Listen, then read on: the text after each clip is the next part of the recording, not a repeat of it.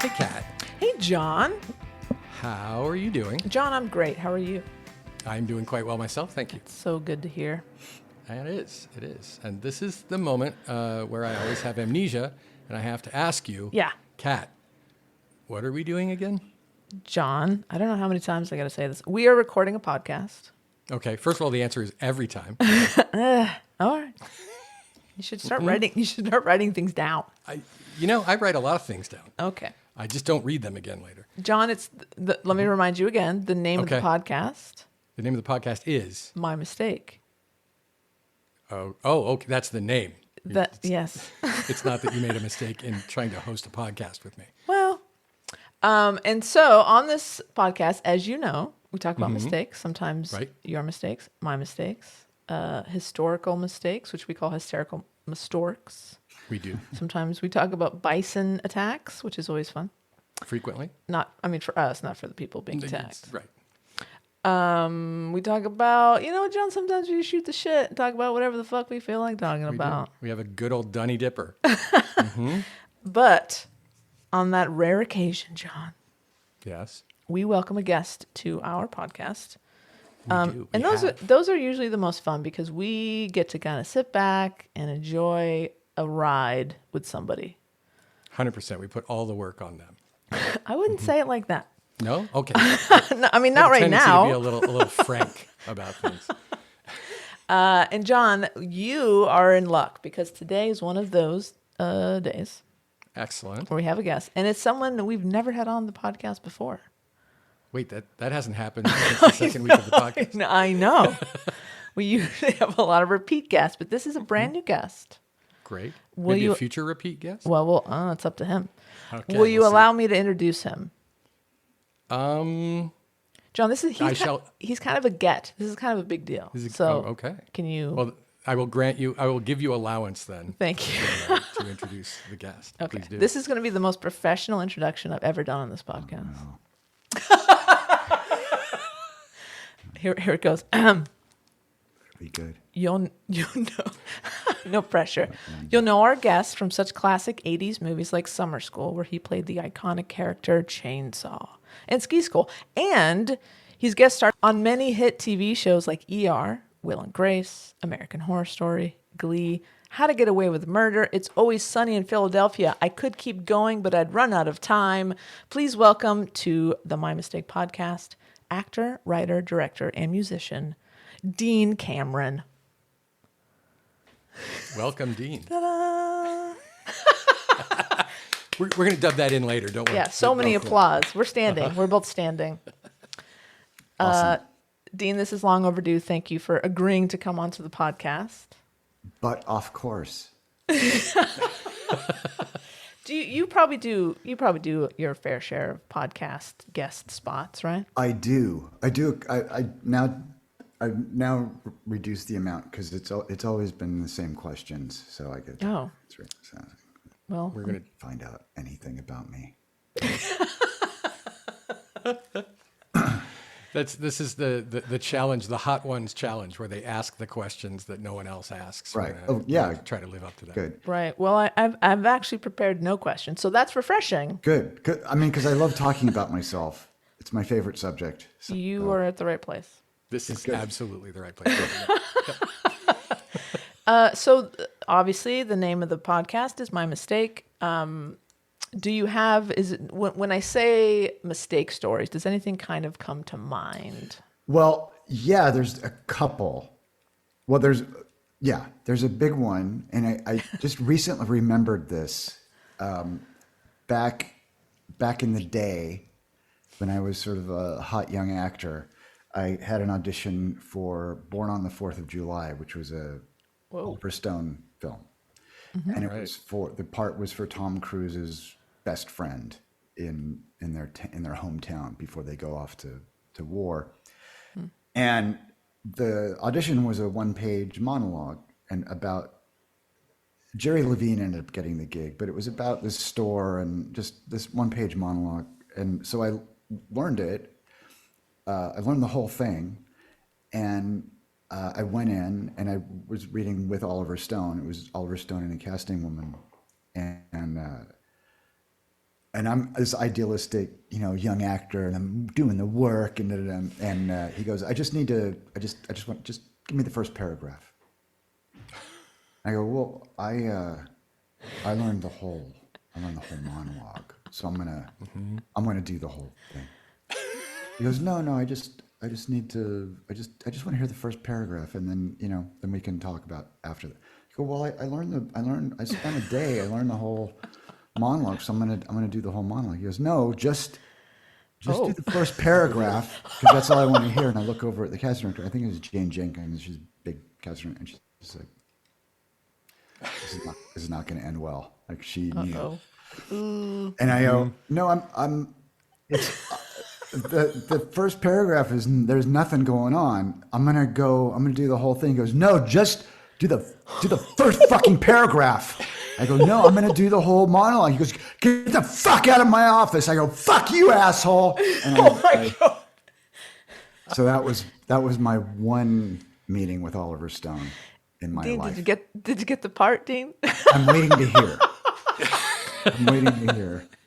Wow. It was like you were in this different scene. You were all of a sudden in a very different scene than what you were auditioning for. Yeah. It got a little contentious. He may not have given you the part, but I'll bet you won his respect. No. No? don't Is think that a so. stretch? Okay. I think he just thought, what a dummy. I'm Oliver Stone. I mean, because, he's the director, and yeah, that movie, Summer School, when I auditioned for that, Carl Reiner, who's another legend, he gave me a really bad piece of direction. Like, my audition was a callback, and I was being with him, and he gave me this horrible piece of direction, and I looked at him like, well, you're out of your mind. But I thought, oh, it's Carl Reiner. He should know. So I'll do his horrible, awful direction. I did it. It was horrible. It didn't work. And he goes, oh yeah, that was really bad. It was really bad. And then after I booked the gig, we're on the set a couple weeks in, he comes up and he goes, remember when I gave you that really bad direction in the audition? I was like, oh yeah, it wasn't that bad. He goes, no, it was really bad. I said, okay, yeah, it's not good. So I did that on purpose just to see if you'd listen to me, because I could tell you're a cocky motherfucker. So Wow, I'd forgotten that is that great. by the time I Oliver, or I think the Oliver Stone thing was before. It might have been before. I don't know. Okay. So you. There's you no learned way to from your know. mistake. There's no way to know There's- when those movies came out. Absolutely not. If there I'll was never know. If only there were a some kind database of of movies. database. Yeah. Like with the years and the casts and Yeah, on the internet. on the internet. On the internet, Internet yeah. movie database would be cool to. Somebody should That would do be great. that. Maybe we should look into that. This That's- podcasting thing isn't going anywhere. Sounds like a lot of work. I mean, that the worst audition that you had, just because of the the absolute outcome of not auditioning.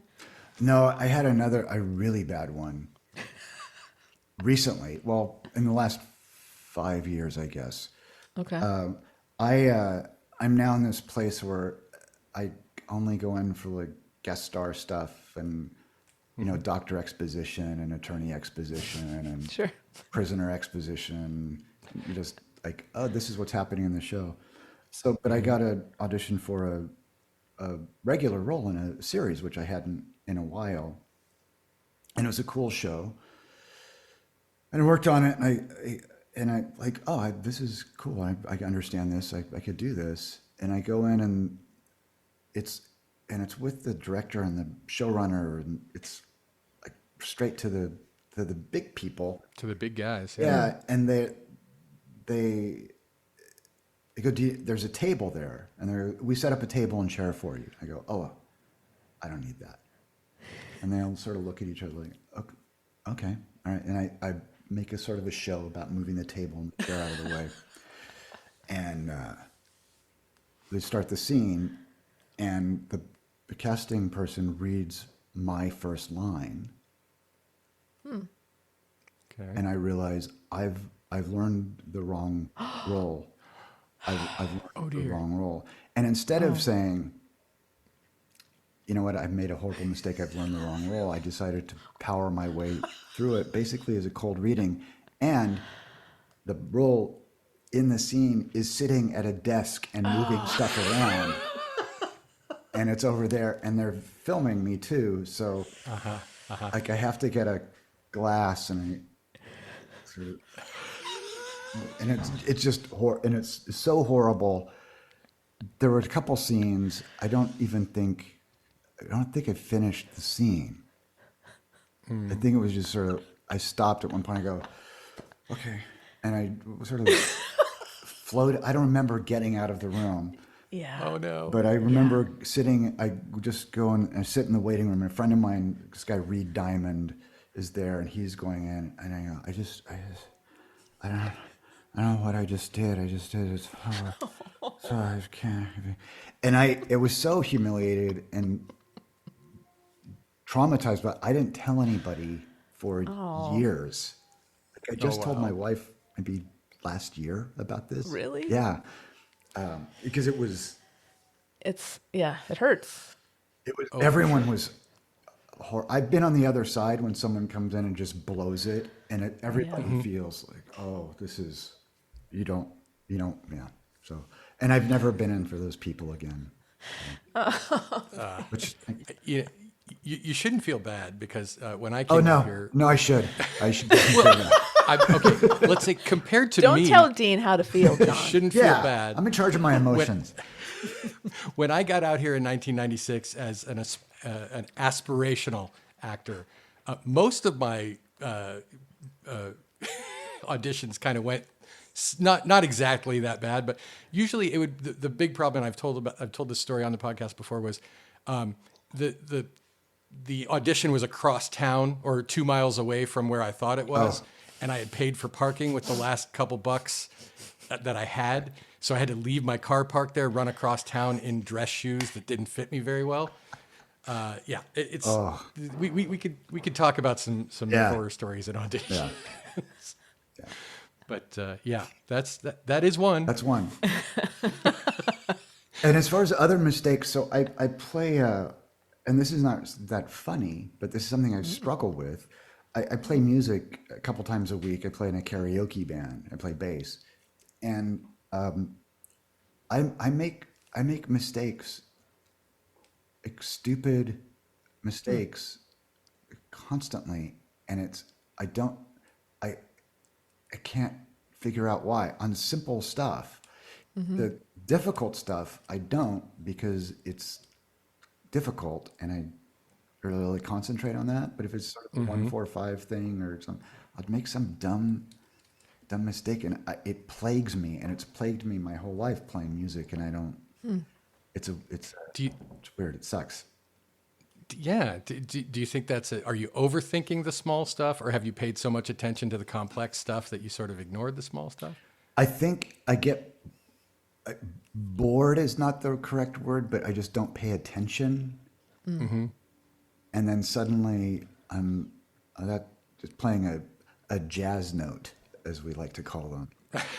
That minor second comes in, and but it's a weird, it's vexing to me. And I've started watching I love going to concerts, and so I watch these bands and try to see, like, how accurate are they all the time, and there's always some mistakes, but I don't know, it's weird. So that's a big mistake issue. Do you think anyone notices those mistakes?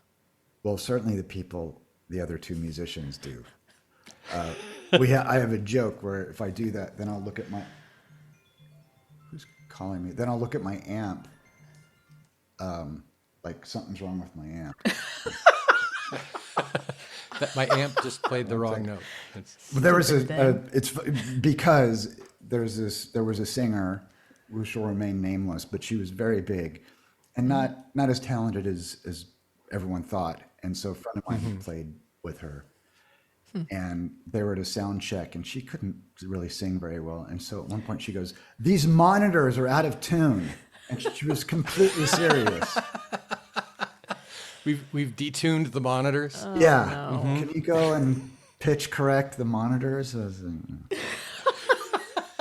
that's where something my amp just played the wrong note. I don't know what the hell. That's crazy. That's certainly not what I put into it. And I Yeah. can't Yeah, I'm- imagine why it would have. Yeah. I gotta take Perfection. this in. Someone's gonna look at this amp.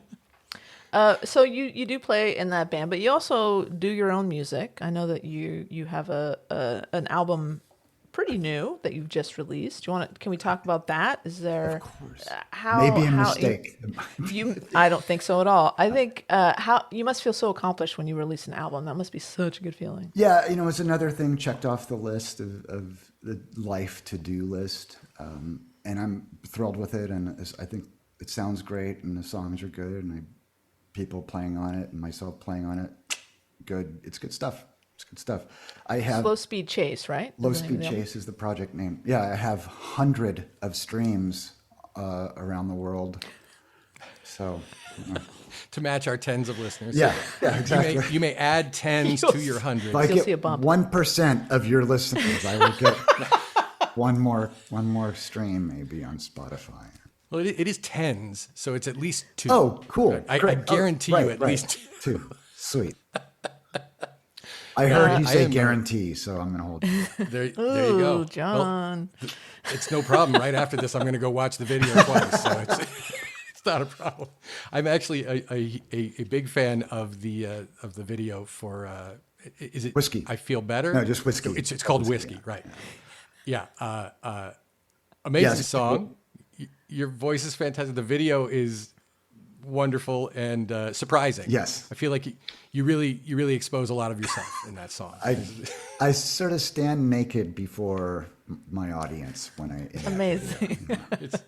It is wonderful, and we'll put a link to that in the show notes Oh, cool. definitely. for sure. Great. Good. I'm assuming it looked like you were having fun making that video. Was that a ton of fun? Yeah, I drank a boatload of whiskey. And Were you really drinking? Oh yeah. Nice. Yeah. I especially love that Yeah. it's implied at the beginning that it's take 12. Yeah, that might not be true, but because if you do the No, math, because you'd be that's- dead That's if like you- 60 shots of whiskey. It's a lot. That's alcohol. That's like John Bonham levels of Yeah. Right. It's a problem. drunkenness. Yeah. So no, I think it was 3 takes. But yeah, Got it. yeah. Pretty good. Was it Bonham who put the car in the pool? Or was that Ginger Baker? Or who was? I Probably can't Ginger remember. Baker. Ginger Baker. Yeah. Yeah. We'll get our fact checkers on that after the recording. Right. But, Most yeah. definitely. Yep. Drummers. What are you gonna do?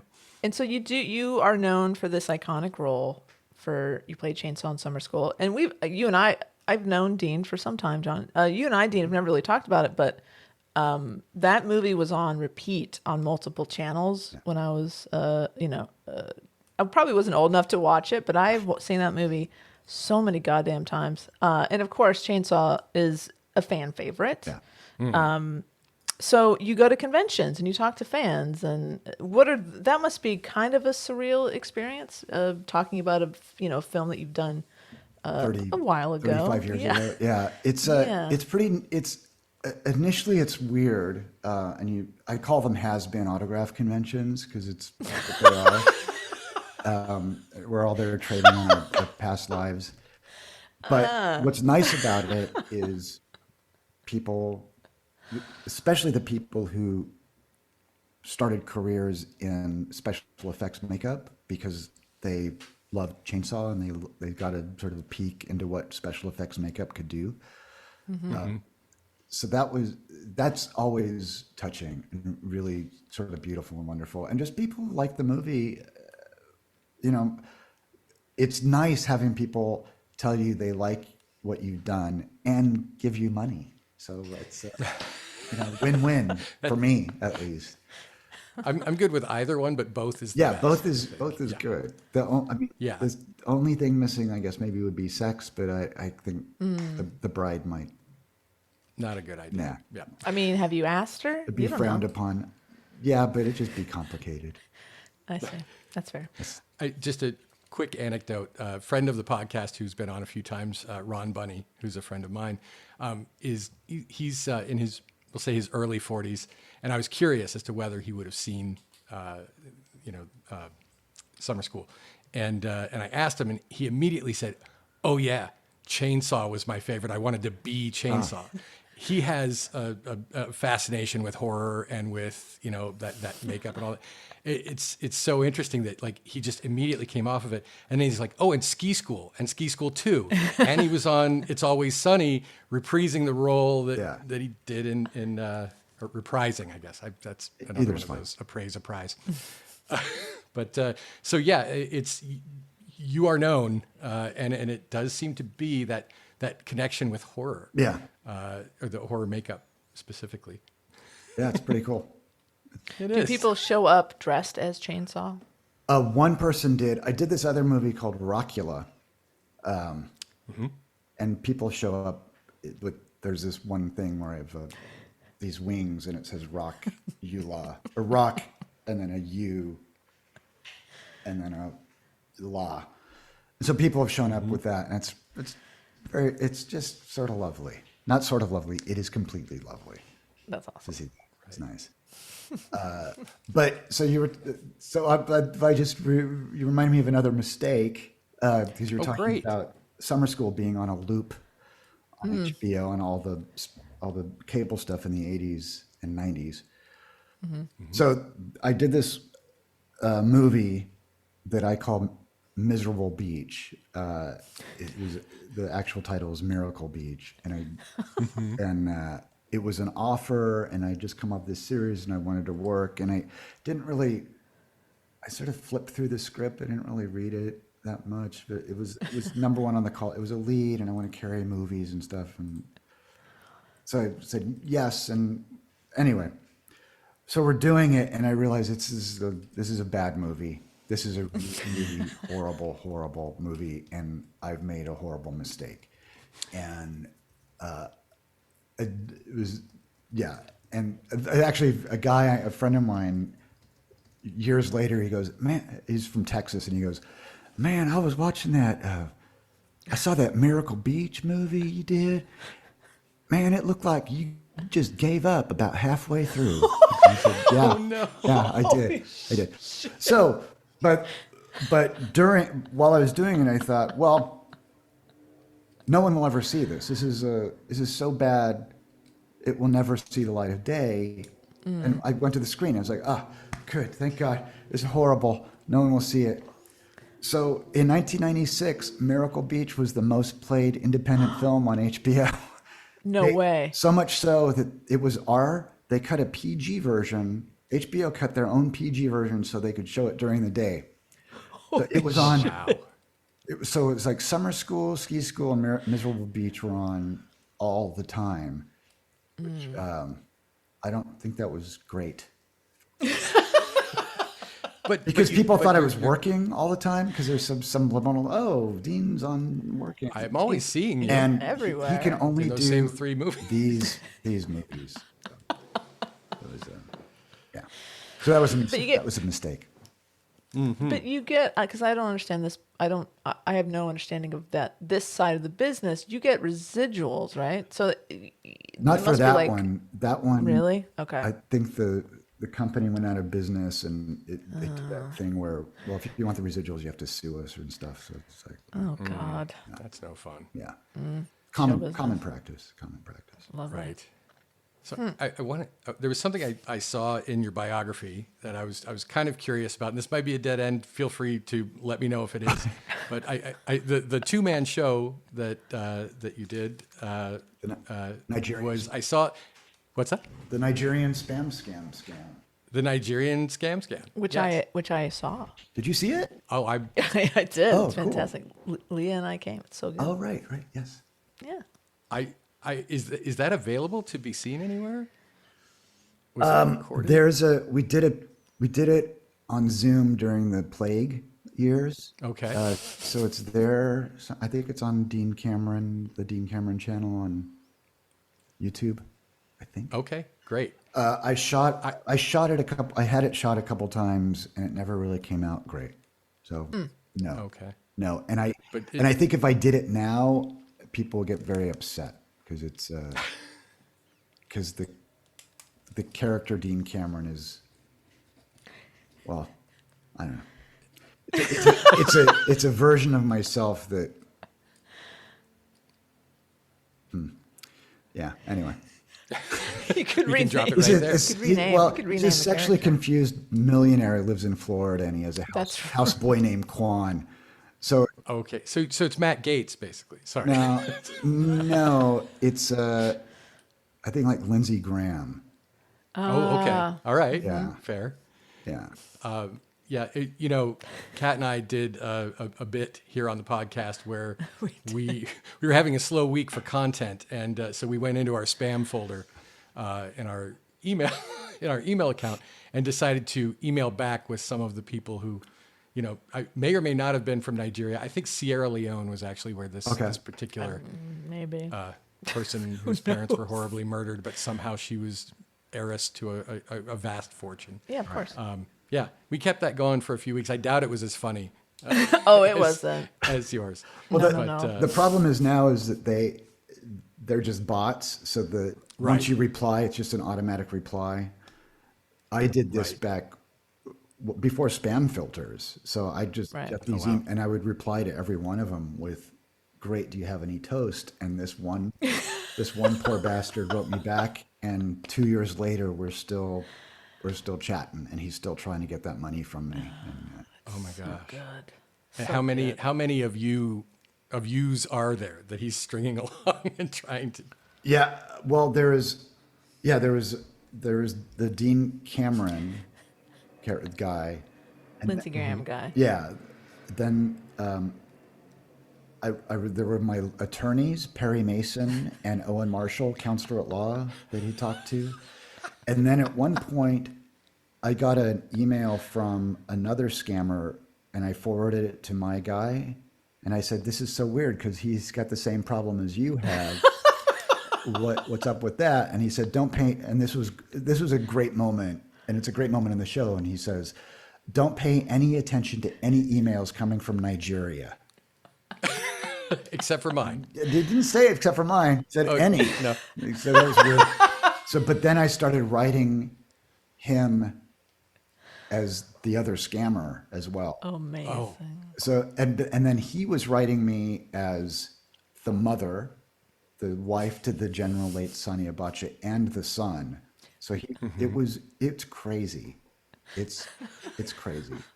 This was a long distance, spaced out acting exercise. Yes, it was. Yes, it was a very yes and improv, long form improv. Yeah, Incredible. that's a good way of putting it. I love it. And I sent him packages. I sent him stuff. I sent him avocados because there was this whole thing with a guacamole recipe.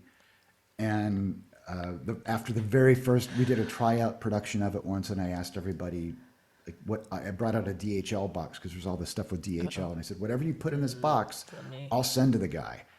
And so I got coffee cards and expired stuff and keys and a change, like $4 worth of change. Hey, you sent him money. Yes, and I said the keys are to these safe deposit boxes spread out throughout the world, and here's the $4 you wanted. And he was like, "No, I wanted $4,000." Oh, well, you should be more. Anyway, just stuff like that. So, One of the things that I noticed is that you performed the show at the behest of the James Randi Foundation or the Randi Foundation.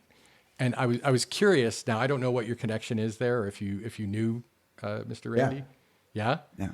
Because he's a hero. Yeah, of mine too. I was very good friends with Penn Jillette from Penn and Teller, who initially, when I first met him back like 1989, he had talked about James Randi and skeptic stuff because I was going out with this girl who was way into stuff that I didn't really make sense to me. Okay. And then when I realized, oh, there's actually people who investigate this stuff. Like, oh, this is great. And I would tell my girlfriend, this has been investigated and it's not real. And so we're not together. And, but so years later, when I started doing the show, I first did it for Michael Shermer's group, the Skeptic Society out in Pasadena. And then, word got out and Penn had talked about it. And I knew Randi tangentially through Penn and some other magician people. And yeah. And so now I'm actually cultivated one. it's uncanny. It really, James Randi, really is. the beard. I'm not quite the beardsman I have been in the recent past, but I've trimmed it up because I'm job hunting. Oh, yeah. But but yeah, I aspire to that one day too, to be able to do that arched eyebrow. Yep, Yeah. yep. Really, it just says really. Yeah. I'm onto your But, bullshit. Yes. Exactly. Because he was onto everybody's bullshit. He was great. He really was. He was so great and so nice and just really cool. Really good guy. Yeah, that's great. That's great to have had a chance to meet him. I'm kind of curious about the karaoke band because I've done some punk rock karaoke. Oh, cool. Yeah, that was a fun thing that I used to do, and I rarely remembered the end of those evenings. So, yeah, there's something about singing the Buzzcocks and Violent Femmes that just encourages you to be heavily altered. Yes. Yeah.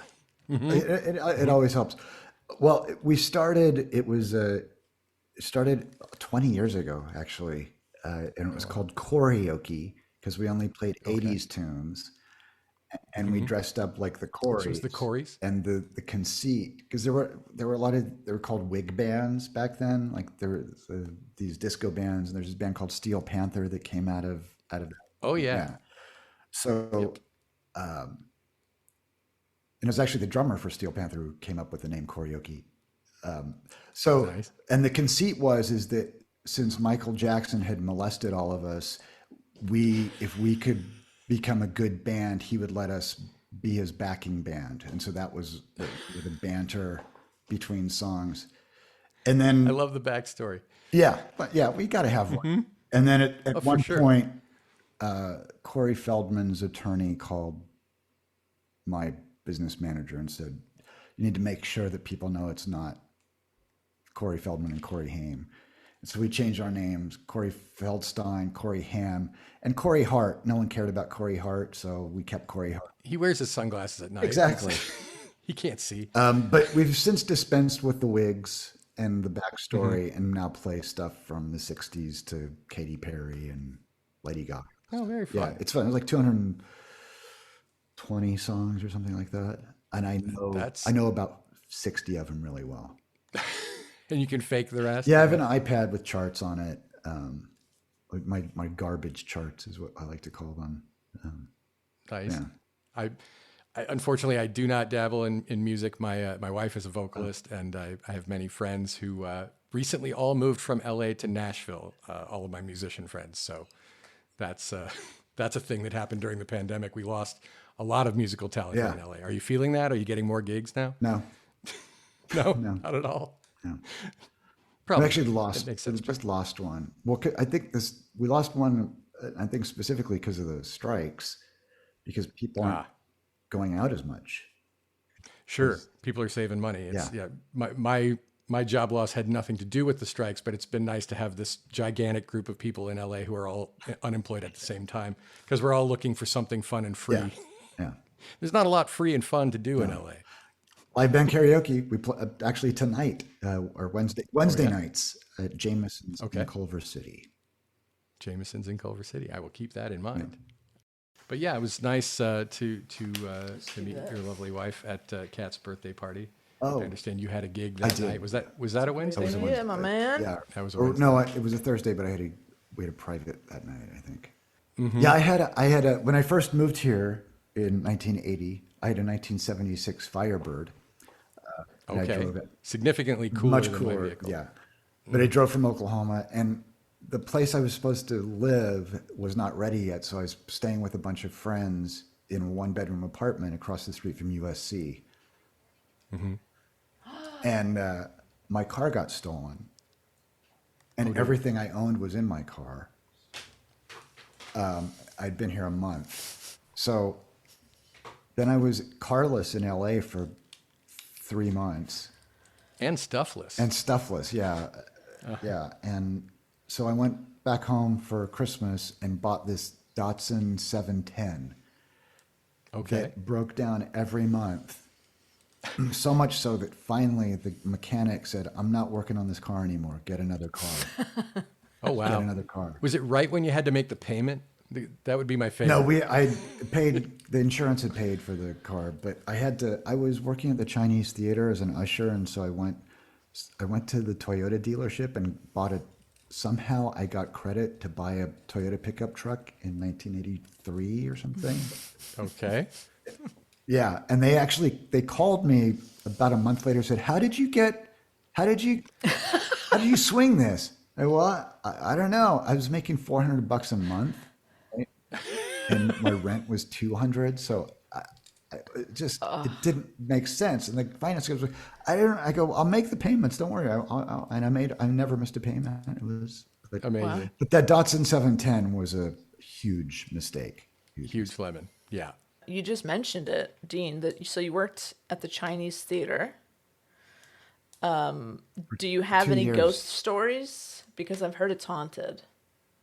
No, I didn't. No, it's just a weird. What's cool though is, what was cool there is the projectionists. It was film, and they'd collect films, and so sometimes they'd say, "Hey, tonight after we close, I'm going to show Lawrence of Arabia." In 70 millimeter in the Chinese theater. Whoa. Yeah. That's Yeah, cool. they show these great movies, and we'd stay there and watch these movies. But a friend and I went exploring one, and there's a whole area behind the curtain in the big one with dressing rooms and old showers and staircases, because they used to have shows there. They would do a show, and then they'd show the movie, and that was it for the day. How killer would it be to see Rocky Horror Picture Show at the Chinese A theater? lot of toast. Yeah, yeah. I lived 4 blocks away from there for 17 Oh. years. So I used to haunt the Chinese theater as well. Fair enough. And there was one night specifically near Thanksgiving, or it was like just after Thanksgiving, where I used to go by there, and there was a guy named Sean who actually had a dance routine that he had come up with a broom, where he would dance around the whole in the forecourt there, and he would point without looking. He would bring the broom down on the ground and name the celebrity whose hand and footprints were there. Wow. And was amazingly accurate. Could do it with his eyes closed, and because I was there so frequently, I got to know him. He got to know me. And at Thanksgiving, I brought him a plate because we had made like a 20-pound bird for 2 people in a 1-bedroom apartment. And he gave me tickets to see like a midnight show of, I forget which Star Trek movie it was, but I was literally the only person in the theater. I had a private showing of this Star Trek movie. It's a memory I will not soon forget. That's great. There was one of our jobs. Ended up being the head usher there. I was pulling in $3.65 an hour, my friend, after my Look raise. out. Yeah, I got a 10-cent raise. But one of our jobs was to keep people who were from doing business on the forecourt. So there was this guy. I'm fascinated by this guy. There was this guy, and he would come up to tourists, and he had, I don't know if you remember composite photos, headshots. They were like different. Oh, pictures. sure. So it was a fold out composite photograph of him with all these celebrities. And it was obvious that he had been an extra in these movies. And he would Snuck a camera on and set. he would give a friend a camera, and he'd say, I'm going to go stand next to the person and you take a picture, because almost, and I'm not exaggerating, almost all of the pictures, the celebrity was doing this. Let me just translate for our listeners at home. Who the fuck is this guy? Yeah, looking to this person next to them, who just suddenly appeared, surprised and shocked. So we would push him. We'd keep him off the forecourt all the time and make him leave. And became a game. He'd put his foot on the forecourt, and then it was very weird. So then, cut to a couple of years later, I'm watching Name That Tune for whatever reason, and he's on it, and it's the final. it's the million or $100,000 or $1 million round. And Wow. it's him and this woman. And there was a show, Name That Tune, and what they would do is they'd give you a clue about the song. You would say, I can name that tune in 4 notes or 5 notes or whatever. So he Right. would say, I can name that tune in no notes. And the host was, And he's on the the fine host, doing yeah, this. and the host was saying, well, you're supposed to have a note. He goes, no, I know what the song is. And he name it. And he won. He won whatever, $100,000 or $1 million. I don't remember, but I was out of my mind. Like, this crazy person is. So it was a happy ending for him, I think. We need to bring in the James Randi Foundation here to figure out how that went down. Yeah. Well, he just knew the songs. I mean, because some of this, that's part of the game, is you sort of know what the song is, so you can manipulate the other, because you say 3 notes and they say 2 notes and you say 1 note. Right. So, but he'd just It's come the in, lowest he'd just bidder come in and go, situation there. no notes or 1 note. So whatever the hint was, see, I'd forgotten about the hint beforehand, but whatever the hint was gave it away enough For to him, yeah. His musical knowledge was that Yeah. great. Yeah. I've got a brother-in-law who he wins every single trivia call-in on his local radio station. So he's been backstage at more shows than I could Oh, even nice. think of, and met people who I would be fascinated to meet, just because, yeah, he's sort of an encyclopedia of musical Yeah. knowledge. It's crazy. So, Dean, going back to your Nigerian Prince story, very successful play. I know it got a lot of reviews. I know you went to some festivals with it. And then years later, you were cast in a movie called Nigerian Prince. Isn't that amazing? How was that like? Did you think that was a scam when you were first offered that part? No, actually, no. But what was funny is it was all remote. I read for it remotely, which was weird back, this was 7 years ago. And so I'd done it all online and got the gig. And then 2 weeks later, the director calls me and says, what is this Nigerian spam show that you do? And so we bonded over that, because he was the director's from Nigeria. And yeah, very strange. And here's a mistake. Here's a mistake. So I was We're here for it. in the process of trying to, figure out how to shoot the show and get it shot. And I'm in Nigeria. And so in the show, there's sort of these interstitials, these parts where I sort of step out of the show and say, this happened, just to move things along. So this happened and this happened. Well, I was in Nigeria. I could have shot those, but I just didn't. Didn't even occur to me, because I'd been thinking, like, I should shoot these interstitials somewhere else in a different location and pop those in, and here I was in Nigeria, and it just didn't do it. But yeah. Is there some physical landmark in Nigeria that would specifically make people, oh, that's Nigeria?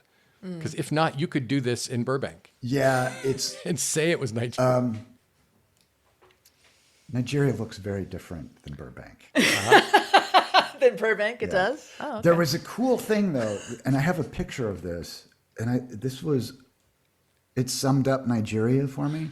So it's a country that I think is similar to the United States or the West around the turn of the last century. They're sort of coming out of this one thing, and there's all these growing pains, like, because it's the financial hub of Africa. It's huge. Sure. But there's this intense, like, poverty. You can't believe that people live like that. It's crazy. But then these beautiful buildings and all this money. So on the way back to the airport, after I finished, on the highway, and the highways, there's no traffic laws. There's just, it's whatever. It's crazy, and and it just stops, and there's people selling stuff on the freeway, on like in the middle. Wow. Of the freeway, because the cars are going 10 miles an hour or stopped or whatever. And most people are selling snacks and candy and whatever, but this one guy was selling financial success books with Because like it pistachios exemplifies like, financial you, success. you want pistachios or a soda or how to make it big in the stock market. And I thought this is beautiful and perfect. I gave him $10. I took a picture of him, and it's just a great picture out of this car. Is really, I thought it was really cool. It was really cool. Was he the author hucking No, his own he book? was not the. It was Oh, like okay, Tony fair. Robbins stuff, like achieve success, and yeah, it was really cool. How long were you in Nigeria filming that I was there a movie? week. Yeah, I had to bribe my way into the country. From what I've heard, to do almost anything in Nigeria, graft is Yeah, the involved. director who's Nigerian, he said, you can tell people are lying if you can see their teeth and they're smiling at you. That's how you know they're lying. Yeah, when I got there, I get up to the thing, show my passport, and the armed soldier says, "You have your yellow card."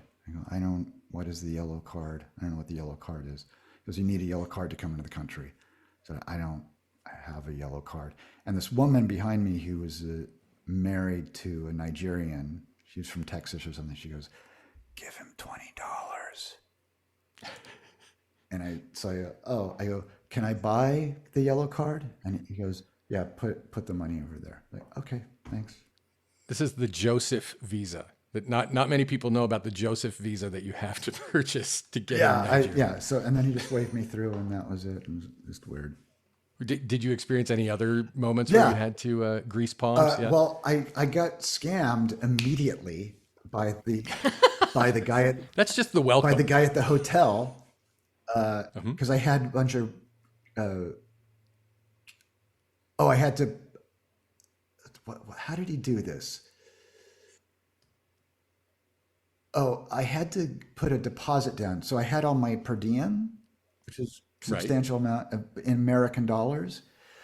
And he said, you put a deposit down and my debit card, the chip wouldn't work or something. So he goes, "Do you have cash?" I said, "Yeah." And I had gave him $100 bill.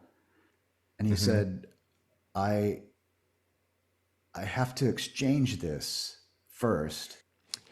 I don't know, it was something where he got the American money and gave me Naira, which is like monopoly money. Like I got Right. like So he gave it you was the a Joseph stack. exchange Yeah, rate. it was yeah. So these scam me, and I told the director. He goes, "Oh yeah, no, he doesn't. You don't do that." Good for. I mean, he got whatever. It wasn't my money anyway. So. I mean, it It was. was free money. It Per was diem free is your, money. yeah. That's amazing. And hopefully you were protected for the rest of your stay. Yeah. From Well, everything. there was the armed guard. There were armed guards with us. It was, it was weird. It was It's weird. intense. That must be cool. It was that fun. Must be very intense. Yeah. Yeah. Yeah. As a much younger person in the 80s, my family took a cruise and we went to Caracas, Venezuela. And that was fascinating to me to see people with Kalashnikovs and wearing berets on almost every corner of the main downtown of Caracas. Yeah. Yeah. Yeah. It's not all Burbank. No, I guess you're right. It's good here. It's good here. Yeah. Penn When Jillette was the last time you saw Penn someone? Jillette said that there's nothing like traveling abroad to make you love the United States. I've recently caught a couple of episodes of his. I think it's a current show. Fool Us, yeah. Fool Us. Yeah. And one of my favorite actresses from Buffy the Vampire Slayer is their presenter, Allison Hannigan, right? Allison Hannigan. Yeah. Yeah. So that's like the only thing that I think I watch on what you'd call network television these days. Once upon a time, I had beef with Penn Jillette. He didn't know about it, but I had it with him because they on their show Bullshit. They really panned hybrid cars, and to some degree, what they were saying was true. But there was one part in specific where they talked about how there isn't much cargo space in a Prius, and in fact, my Prius has tons of cargo space. Right. Right. And that was just the one part. I'm like, everything else, yeah, I get it. There's a lot of heavy metals that go into the battery, and are you really saving it? Because that electricity is still, coming from other sources. But yeah, that's a grudge I've held on to for a lot of years. Because sort of bullshit. He got a Leaf, and then I think he has a Tesla now. So Okay. I have an electric car, and I'm under no illusion that it's any better for the environment than anything else. But I just like not paying for gas. And For sure, and depending on how long you own it, that's the big thing with electric cars. If you drive that car for a significant period of time, it does offset the the recycling that has to be done on the metals in the batteries. Oops. But so I leased mine. that's really just the excuse I have for why I'm still driving a 2008 There you go. Prius. But Doing your part or something. Yeah. yep, exactly. Well, before we ask you, Dean, how people can find you and what new projects you have, please indulge me. I have a question. You were on one of my favorite shows of all time. It's The Facts of Life. It's The Facts of Life. Can you tell me about your time on set and please tell me everyone was really nice. Everyone was really nice. Seriously, everyone was really nice. I've been very lucky. What I remember about it, and I'm going to be a little non-PC here, it was it was later in the run, several seasons in. So usually when you work, the craft service table was like junk food and stuff, but the girls were trying to lose weight, apparently. So it was all fruit and vegetables. It was a very lousy craft service table. That's right. Because the girls they'd been enjoying their success. So, Sure. And then Charlotte Rae, who I ended up doing a reading of True West with like 20 years later. Amazing. Charlotte Rae was sort of lost and all the time and didn't know where she was. And we'd be blocking a scene and she'd walk into the scene and the director's like, Charlotte, no, you're not in this. You're like, oh, okay, sorry. Sort of wander off. Had she improved by 20 Yeah, years she later? had. She I True think West? she was Amazing. shell shocked from that show. I don't know, but they liked me so much they asked me to come back to do another episode, but I booked a big commercial, so I said no. It's the first job I ever turned down, which was like my second job. Oh, wow. So yeah. Nice. You're in good company there. George Clooney also Yeah. did a bit there for at least one episode. Yeah, he It was. might have been He two. recurred he on was- that for he a was- while. Yeah, he was a Yeah. recurring character. And he was yeah. in Yep. the first ER as well. He was in a Right. sitcom with Elliot Gould. So yeah, Facts of Life was great. Fun time. I love that. Right over I'm here glad to hear that. at Universal. Oh, cool. Nice. Nice. Do you know Abraham Ben Ruby? Yeah. Dean? Yeah.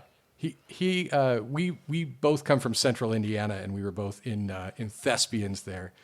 Somehow his career went a little bit better than mine, but yeah, he was in every incarnation of Yes. VR. Yeah, I think he was I too, believe yeah. he may be the only person who was, but yeah, he was that fun in high school. Oh, I bet. So I bet.